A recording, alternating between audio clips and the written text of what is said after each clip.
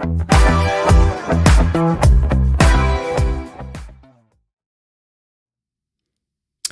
everybody, and welcome to our very first live stream of a B2VB Basics review.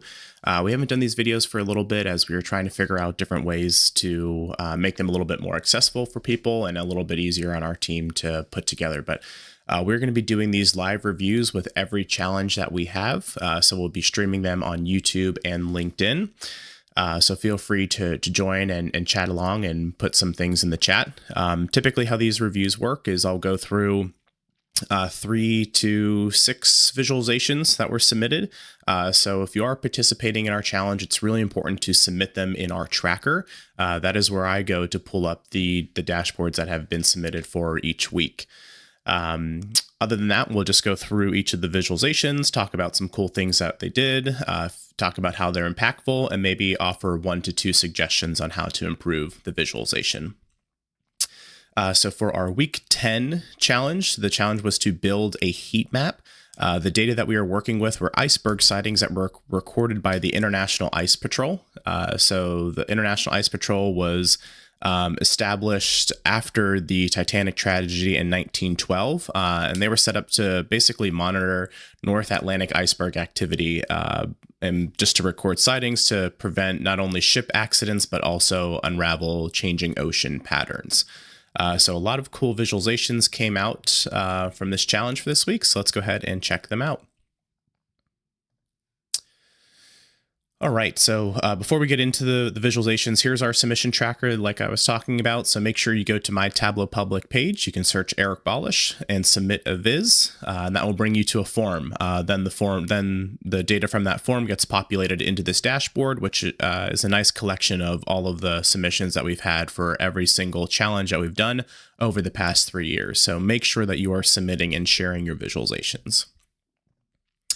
All right, our very first visualization comes from Brandon Cornell. What I really like about Brandon's is he's added an extra layer of detail here. So he's actually mapped out the shipping lanes. That way we can kind of see, based off of where those iceberg sightings are, how they relate to some of the major shipping lanes. So we have a shipping lane here from the English Channel, shipping lane into the Gulf of St. Lawrence. So a lot of really interesting added detail that Brandon has here. We have some nice filters to filter by the individual month and year. And then his title updates here with the total number of iceberg sightings. And then he has a little note down here of just where the Titanic sank, as well as some other supporting information here. So I think the type of map that you've chosen here, Brandon, along with your text and colors, works really well together. So thank you for participating and sharing. Our next visualization comes from Anna Mendaki. What I like about Anna's here is kind of the drill down capability that she's built into this. So she has a very clean heat map here showing our month and year breakout, which, you know, the advantage of a heat map is you can quickly see where your higher and lower values are in relation to one another. But then as we click on a particular year, that's going to filter the more detailed heat map, which is broken out by our quarter and day within that year, so we can kind of see those individual sightings based on the day throughout the year. So I think this one is I love the side-by-side heat map with the ability to drill down into more layers of detail. All right, our next one is from Hideki Yamamoto. So in Hideki's dashboard, we have a nice big title here. I love the effect of your color going from lighter to dark in your background. I believe you probably created this in a tool outside of Tableau to kind of create this transparent effect where your map is only filling up this space. So a little bit more of an advanced technique for those that are wondering how this was done. But this one is really cool that the map is only filling up the space that he allowed it. So you're using kind of a density heat map here within Tableau.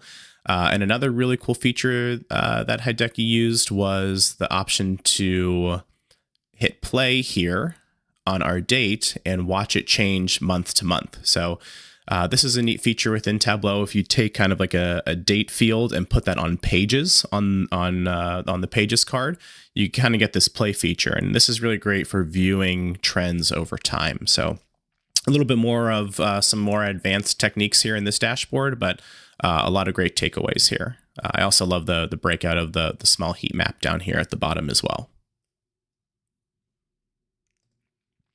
All right, our next visualization comes from David Ventura. David, I want to give you a special shout out. I believe this is your first time participating in Back2Viz Basics, so thank you for joining our project, but also your very first dashboard on Tableau Public. That is a huge accomplishment. It is, you're right at the beginning of your Tableau journey. This is a great way to start building out your profile and just continuing to improve upon your Tableau skills. So what we're looking at here in the all right, our next one comes from Autumn Batani. What I really like about Autumn's is we have a very nice, clean visualization here. We have some nice padding and kind of white space throughout the dashboard, or just blank space. She has a very clean heat map here with our month and year.